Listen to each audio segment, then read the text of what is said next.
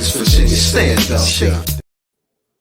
Welcome, welcome, welcome. My name is Dr. Marsha Carter McLean, and I am your host for the 2.0 Grandma's podcast. And I have the distinct pleasure of having as my guest today Dr. Wayne Beckles. So, Dr. Beckles, this show is about grandmas, for grandmas, and by a grandma. Now, you are not a grandma. I know that. You're a grandpa. But I think it's still important that we talk to grandpas about grandmas and how our lives intersect and that sort of thing. So I just want to say thank you for being on our show. I am so delighted, and you and I are friends. And so I think we're going to have a good time. Okay.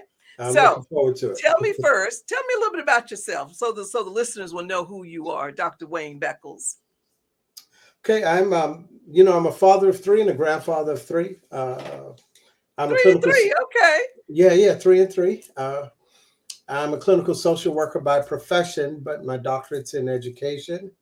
And I think the one thing that I'm really excited about today, and we'll get into in a little bit, is I know it's a show where we're speaking to grandmas, but I think that there's a little seasoning about where the conversation about grandpas come into play, and as we dive into the books and the substance of the topic, I think we're gonna have some fun. So I'm looking forward to it. That's all I'll say. Now, when we get together, we always have fun. So that's the number one priority, right? That's right. All right.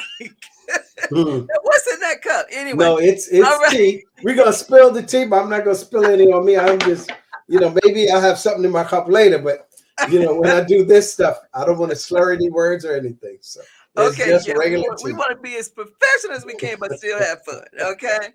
So just so my listeners know, Dr. Beckles and I were in the same doctorate program at Morgan State University. So that means, if any of you out there have been in a doctorate program, that means friends forever. Okay. Right. Like lifetime friends. That's right. Because the stuff we had to go through. But anyway, that's not what the show is about today. Okay. We're talking about grandmas and grandpas and how their lives intersect. We're going to talk a little bit about the kids. We're going to talk a little bit about some of those books that he has written and how they intersect with the grandpa life. And there's one in particular that we're going to talk about, but we'll talk about that a little bit later. So, Dr. Beckles, tell us about those books. You say you've written several books, and I think I have maybe 3 of them. Right. 2 or 3 of them. Yeah. And you also say that you are a psychotherapist and you try to use humor in your clinical work. Yeah. So tell us about that and tell us how those books and all that kind of tie in together. Okay. The first part I'll say is the 4 documents that are on there. One's my dissertation, and that's just about African-American male voices on academic success. The short version is people have spoken about us forever and been the subject matter experts. So this was an opportunity to pass the mic to them and let them speak in their own words about themselves and what it means to be successful. If I'm doing them in order, the next book that's on there is Crossing the Desert. And that is semi-autobiographical. Some of the stuff that I spend my time working on clinically, and we'll get a little bit into today, is the concept of the desert being an internal desert, an emotional desert, and having to go from the long subtitle is Life in Exile to Becoming Whole, but just emotional mutism, not really being fully articulate of what's going on inside and how to express that to another person. Then Smashing the Gap is really my dissertation topic, zeroed in about the academic achievement gap and trying to make a handbook for parents. Last but not least is The Boys Club. That's my most recent publication. And the subtitle of that is How Childhood Traumas Trap Some Men into Childlike Behaviors. And now that one. that one. As they say, that part. Yeah. Yeah, that one. Right. That part, it's so interesting. I think that's a topic that we could probably discuss, I don't know, weeks on end, right? Without coming up for air, Yeah. because that topic within itself, that whole trauma thing and how that impacts our lives and affects our emotional state and our emotional awareness. And I think the current term is our emotional intelligence. Yeah. Yeah. How that affects that is something that's pretty profound. So True. that's really what I want us to spend some most of our time talking about, because I think that in the relationships and the relationships I'm talking about, of course, we're all about grandmas, for grandmas, Mhm. all of that. So mainly thinking about it from the grandma perspective and raising grandchildren or interacting with the grandboys, for example, or grandsons, and then also within talking about it from the perspective of grandma grandpa Yeah. relationship Yeah. and how that trauma may have impacted those relationships as well. So what do we want to tackle first? Let's talk about it from the grandson perspective. So I'm Okay. a grandma. I have Wow. I have 7 grandchildren. I always say wow because it's so hard to I'm saying wow. right. I have 7 grandchildren and 5 of them are boys. Okay. Right? So Right.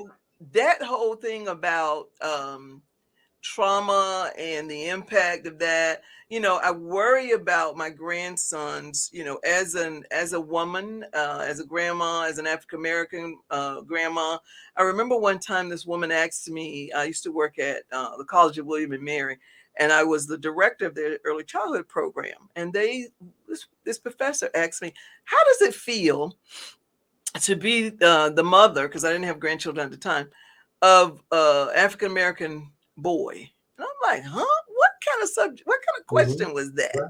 Right. Right. And so now, fast forward 20, 30 years later, uh, yeah, I get what she's saying now. At Hmm. that point, I'm like, huh? What kind of question is that? It's just like any other parent of a Yeah. son, right? Yeah. Wouldn't it be the same? But now I get what she meant. Yes.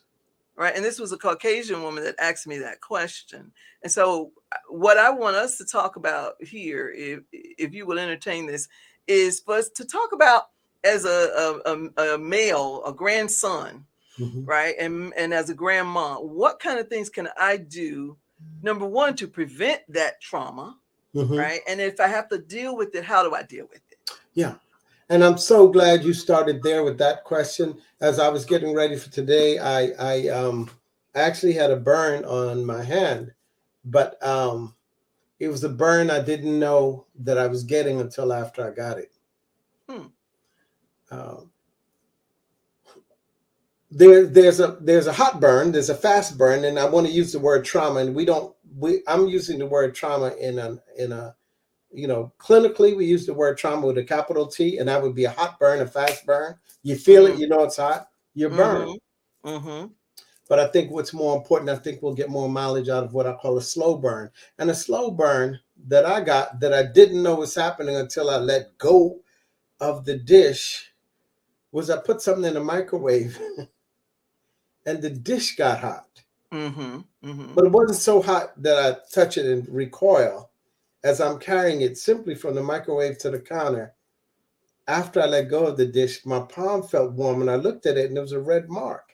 Mm-hmm. And I said, wow, I wasn't even aware I was being burned. It was a slow burn. It was a cool burn, if you can call it that. And why I'm saying it that way is that there are lessons we teach our boys. Mm-hmm. There's the stereotypical don't cry, man up, all of the stuff that's in the news lately. But there's some slow burn things that both from a grandparent to a grandson, um, and equally from a parent to a son, if we're talking about boys in particular, inside of our community, there's some lessons that lead to the dysfunction. Mm-hmm. that are problems in their relationships when they get to be grown men, or they're Mm, problems that lead for them not to be able to express their emotions. They're difficulties with intimacy and vulnerability that they run into because of something we all think we're doing right. We're not saying we're going to try to mess up these young boys. There are things that we cook into the process, and then later they get the slow burn. They get to be men now who have to learn how to say things like "I love you," mm, or things like I'm afraid mm, to let you know my inner feelings. I'm afraid to let you. I have to say this to a client. That's your wife. You're afraid to let her know the areas mm, you think you're going to fall short in. If you can't let your wife know, who can you let know? So there are ways that we hem up our sons and grandsons, not just the don't cry thing, but just to be able to know feeling vulnerable is a legitimate place to feel. Let's not run away from it. You don't want to feel vulnerable all the time, but at least be able to acknowledge that you're feeling vulnerable. mm-hmm, mm-hmm. So is that something as a grandmother that I should be saying to my grandsons, or it's okay to Oh, have oh, feelings? oh, It's no, no, no. okay for you to share those I'm feelings. sorry. You just, and I was, because I don't think like a grandmother, right? Right. But you said something to me, and this is almost shocking as I remember it right now when I'm speaking to you. This woman is deceased now, but when my first son was born, um, when his mother's mother was changing his diaper, she put her hand around his penis and his scrotum and said, "Look at the little boy. What kind of man you gonna be?" Like, can we pause for a moment? Yeah. And we may have thought that that was weird, Yeah. right? But nobody called CPS, and I'm even a mandatory reporter. I'm like, cut it out. And I don't think that she was molesting him Uh-huh. necessarily, but she had some stuff that made her think that was okay based on how Hmm. she was raised, right? You know, and if nothing else, I'm gonna get very clinical for a moment. Mm-hmm. She didn't think she was molesting him. I don't think my son, as an infant, had an awareness of being molested. Um, but that's certainly over the inappropriate stimulation for a child, Mm-hmm. and so there's some things that we, as we raise our children, yeah, encourage them to talk and share emotions. Mm-hmm. In our community we say man up, right? Mm-hmm. But what does man up mean to a 6-year-old boy? Really? What Really? exactly, what does that mean? What does that mean to a Right. 6-year-old? Is he Yeah. going to be the man of the house? Is he really going to be your partner if you're a Right. single mom? Is he going to be your equal? Does he still have a bedtime if he's Mm. manning up? Right? What do we mean when we say that? So Mm-hmm. it's an awareness of things that we've heard our whole lives. Mm-hmm. So it's how we were raised. It's how we're going to raise our kids. It doesn't automatically make it right. Right? Mm. So our own awareness of we always did this, but now checking in and thinking about, Mm-hmm. how does it land on the child? Mm-hmm. And we always say just because that's the way we usually do it does not make it right. Okay? Mhm. That does not mean it was right. It Yeah, means that we had a lack of knowledge and we thought maybe we were doing right at the sure. time, And we thought it was no harm. right? Right. But when you know better, what's that saying? You do better. You do better. Right. So now I'm we gonna, I'm know gonna throw better. a curveball to you now about it's definitely how we raise children. But as I was preparing for our conversation today, a quote that came about years ago crossed my mind, probably a decade ago, and I laughed out loud. Nobody wants a 70-year-old player. A 70? That's what I said. 70-year-old player. Okay. Now, okay, explain that because I had a friend of mine just told me a couple weeks ago when I was in Atlanta that she was dating a guy that was 78. And I said, 78? And I'm thinking in my head now, okay, now what All kind of right, let's 78? But draw a anyway. line. Dating and playing are two different things. If he's into her and in a committed relationship, then that's good. Uh-huh. Go get it. I'm not saying you're 78, you shouldn't date, but a dear friend of mine from growing up, her father no one he ever dated knew where he lived. Nobody. It was a rule. And she would tell me about, I'm not going to say his last name. He's still alive. But his first name is Bobby. Smooth brother. He was a player for forever from Brooklyn. Uh-huh. And, and she would tell me about her father as he got older. He's pushing 50s, 60s. He's approaching 70. And she's talking about he's still, going to the barbershop and talking about the young lady. I said, nobody want a 7-year-old player. And the reason I bring that up is that some of the stuff that we do when we don't think about it in terms of how we behave as men in the community, how we raise our boys, at It some point we creates got to those say, wait, 70-year-old what are we players. raising those boys up to be, right? What are we training them up for? Yeah, that's powerful. Yeah. So yeah, and we and another thing, society, it's a societal issue where we boys would be boys. Yeah. Okay. That's another one that we always say and everybody's okay with. And like you said earlier, boys don't cry.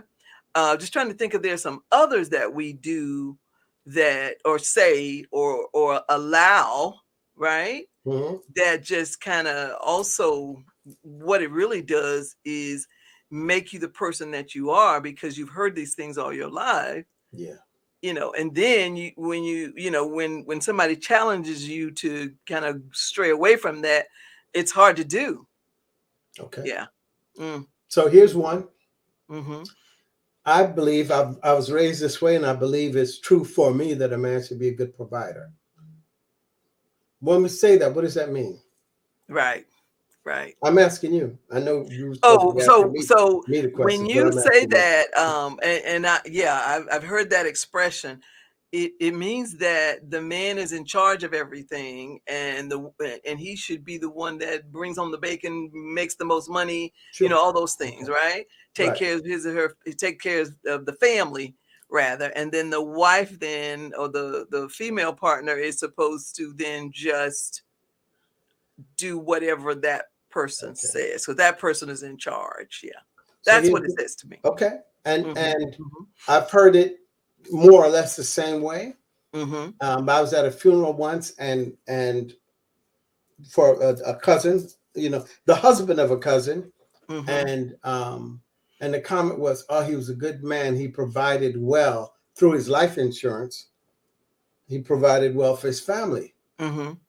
And I said, wow, I'm happy that he left them money. I'm happy that they lived well and he left them money.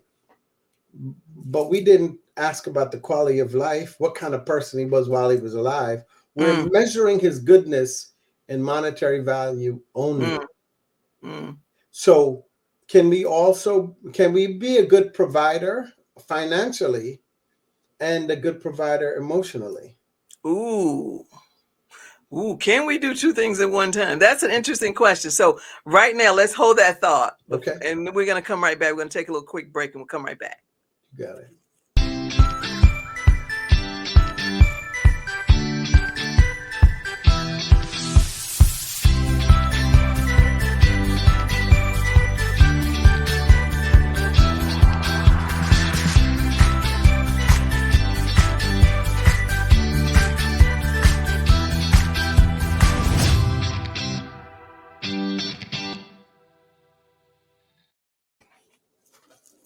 So can we do both of those? Can you guys do both of those?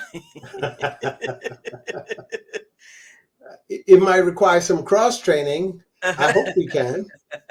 It's like if you lift weights with one arm, that arm will get all the time, every day, that arm will get very muscular. And you don't do anything with the other arm, it'll just be skinny arm. But if on Monday you lift with your left arm and Tuesday you lift with your right arm, then both will develop equally, ideally, right? And I think the same is if we expand on our definition of what the value of a man is, then we get to expand on our definition of what we pour into our boys. That's a very powerful statement. That can the man do both? Can it be a good provider financially and a good provider emotionally? Mm-hmm. Wow. And now you cause me now to think about my own father. Okay. And kind of assess quickly, of course, whether he did both of those and whether he did both of those well. And I'm also now thinking about my husband too. So I mean, yeah, that's interesting. Yeah, that's very interesting, because I think that is something that we don't always say. Mm-hmm. Like you said, at the funeral, they said, "Oh, he was a good provider." But did they say, "Oh, he was a good man. He loved his wife. He showed her that he loved"? We don't hear that much. I mean, every now and then you might hear that about a man, but you don't hear both of those. Oh my God, I never really thought about that.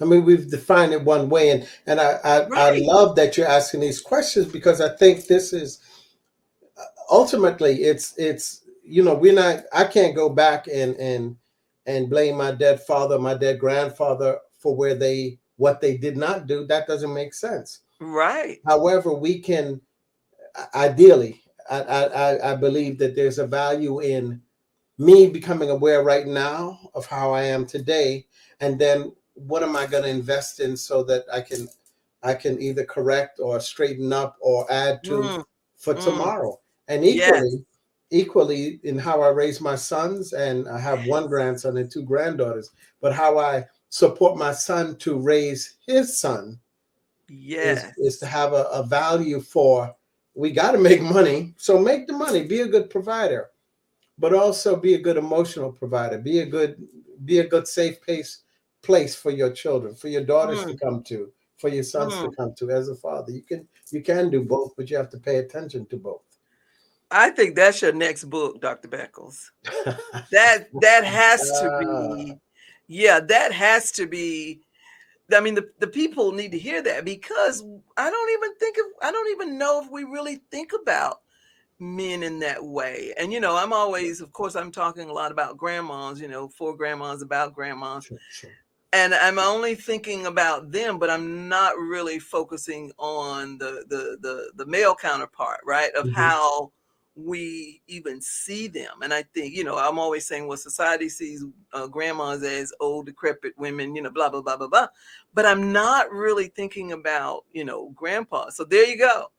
Somebody needs to think about that and talk about that and have us, let that be a part of our conversation, because maybe we're being unfair to them, to men, thinking about that from that perspective, right?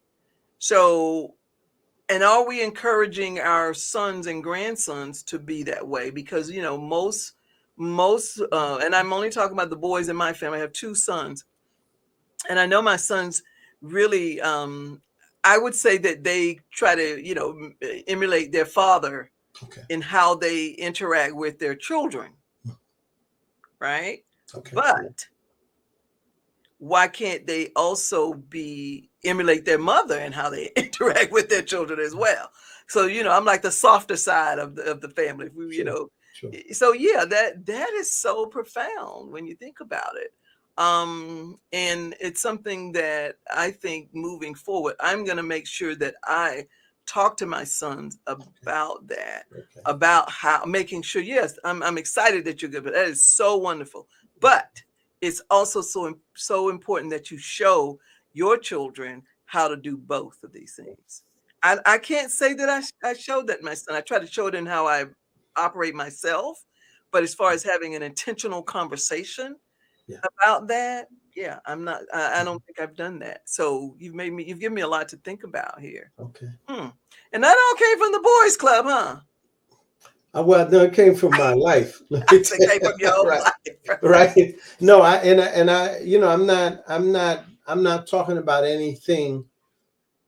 I'm talking about some things I've seen in the work I've done, but I'm Uh talking huh. about my own growth. Uh What I huh. like to refer to as my personal evolution from being Yes. a man that looked more like a caveman Uh to a huh. man that looks more like a sentient being, like having a fuller range of Uh-huh. emotions and ability to still be all male, all macho, all the things that I think man is, but then add to that and be a good nurturer, a good listener, Uh-huh. a person that could apologize, a person that could acknowledge when I'm feeling vulnerable, that I might be afraid of something. All of those things, Mm-hmm. we all have those emotions. It's just the Yes. ones we focus on and practice are the ones we become good at, and the other ones just are there, dormant. Right. So Yeah, and society also plays into that as well, because we always say women are emotional, yes, as if that's a bad thing, right? right, And right. even today in the early childhood classroom, we're teaching young children how to be emotionally intelligent, how to be Oh, aware of their own emotions, how to be aware of other people's emotion around them. And we're talking 4 and 5-year-old children. So, and I think part of the reason why that is so needed is because of the way of the world right now, yeah, right? The way things are. yeah. I And think so that's if we can do powerful. those if we can do those things early, I think it would help children in the long run. But now those folks that are already adults, this is where, what we're talking about today, this is where that comes into play, how we can help. And as a grandma, it's important to me to make sure that my grandsons understand that it's okay to be vulnerable. It's okay to be emotional, aware of where you are, but you individually, but also other people around you, the people that you date, the people that are your friends, the people in your family, all those things. Yeah, because I I'm think going we to offer you a forget couple about that. questions. I'm sorry, Hmm. you sparked two questions for me. I think I'm anticipating your next question, but you sparked two questions for me that I will give you back to a question you didn't even ask yet. So, one question is that I think is thought provoking is there something I wish I could have said to my father before he died? Mm. And in the context of a regret or a hurt or that I love him, whatever, for anybody to ask of themselves. And if you're fortunate enough to still have a father around, is there something I wish I asked my father, but I've never Mm. gotten around to ask him? And am I willing to ask him? That's the first question. The second question about when we think about what men can do more of or differently is there something I wish I got, but I never got from my father? Mm. Whether it's nurturing support, unconditional love, or whatever. And and if you're fortunate to have a father around still, can you muster up the energy to ask that question? I think Mm. that's where the work begins for two people: Mm-hmm. the person hearing the question Mm-hmm. and the person asking the question. Mm. Mm. Yeah, that is powerful. Yes. Hmm. And I wonder if I were to ask that question of my sons about their father, who is still living, of course, and Yeah, what is it that you still need, to kind of tweak it a little bit for those that are yeah, still with us, yeah, right? What yeah. is it that you need from your father right now? Or what you need, no, what is it that you needed from your father? Okay, Because now we're okay. talking 30-year-old men, Yes, right? yes, Yeah, yeah. yeah. Wow. Yeah. And that's not a question you get to answer. Hopefully, if I hope everybody does that, has this conversation. That's not a question we form in one sitting, or like if you ask your sons that over dinner, they may need a week or more To even be- think about it, yes. before they realize what it is. But I Mhm. think that's the kind of stirring up what's deep down in the bottom that we need if we're really going to make shifts in how we communicate as men, or how we communicate to men, or how we look at grandfathers to fathers to grandsons. And I'm not only talking about grandsons. I know this is a grandma 2.0 show, but Right. it's about what I'm insinuating into this conversation is that we're looking at multiple generations of interactions and how the grandmas are going to get their needs met, but it's my turn. I'm gonna go out. I'm gonna be a diva, but then grandpa's gonna have to keep the grandkids. So there are gonna be some things that Yeah, there's have gonna to be some shift. role switching as we what do we call that? Code switching, Yeah, no there role you go. switching. Yeah. So it begins with a conversation, and that question might spark that kind of conversation. Uh-huh. Yeah, Uh-huh. But thinking about the whole trauma issue, yeah, right? And yeah, I think a lot of this trauma, like you said, it's the slow burn or the yeah. fast burn. That's right. Yeah. Yeah, and I never thought about it from that perspective. But Hmm. a lot of this is the slow burn that we've just instilled in our culture as a way of being, Yeah, since absolutely. and then, we got it from our folks, and and then we carried on to our generation and our kids. And then if we don't stop it, if we don't at least have these conversations, it's going to go beyond Right. that, and it's going to keep rearing its ugly head until we actually address it. Yes. Yeah, yeah, very powerful. Mm. So when we at the beginning of this conversation, I have to admit I didn't realize it was going to go in this direction. I thought it was going to go in another direction. Okay. It's interesting though how things Yeah. are, Yeah. but it's been eye opening, very enlightening. Mhm. So if you were Same to, here. if you had to leave us with one thought for Hmm. for grandmas, Hmm.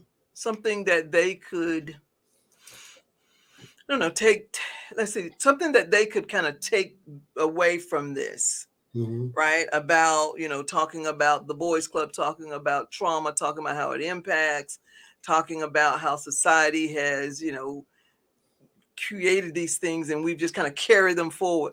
What advice would you leave for grandmas to make a difference, make a change in their family moving forward? Mm. Mm. Mm. Mm. I don't mean to be biased towards a community, but I live in a community. I'm from a community, and I honor that community. Um, I think we still exist under the mythology of the superwoman.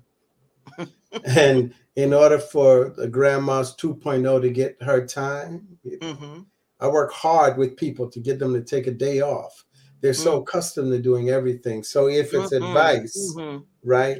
And I don't like giving advice. I mean, but if it's something I'm going to drop off that people might pick up and carry around with them, is simply this: that um, everybody will continue to expect you to do all that you've been doing until you're completely used up. Mm, And if you don't draw a line that's healthy for you and be able to make a request that somebody else keeps the kids for a little bit, or to be able to say, no, I can't, I'm not going to buy that for you this time because I need to carve out a little space for me to mm-hmm. breathe and me to honor me. And it's not about selfish. I think that's the problem. We've said it's selfish or selfless, and so many mothers have been selfless and grown into grandmothers who are selfless. I ask you to be able to make the request of the people around you to honor your healthy self-interest, to say no sometimes, Mm-hmm.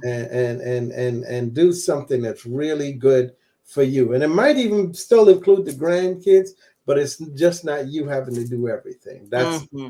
That's the recommendation I would. That's Mm-hmm. what I would offer. Thank you. That's some great advice. I think our listeners need to hear that because, you're right. We do a lot for others. And so that's what the Grandma's 2.0 is all about. It's about Yeah. taking that time to redefine yourself, taking that time to be the person that you want to be, and doing it and not feeling this shame or guilt Right.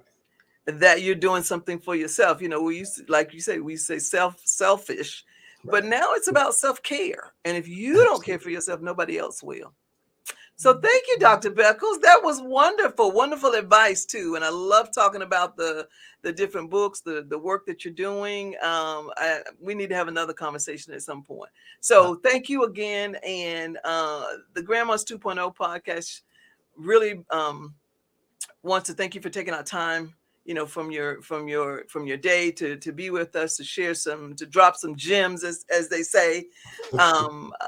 And this show again is about grandmas for grandmas by a grandma. So thank you so much, and I look forward to seeing you soon.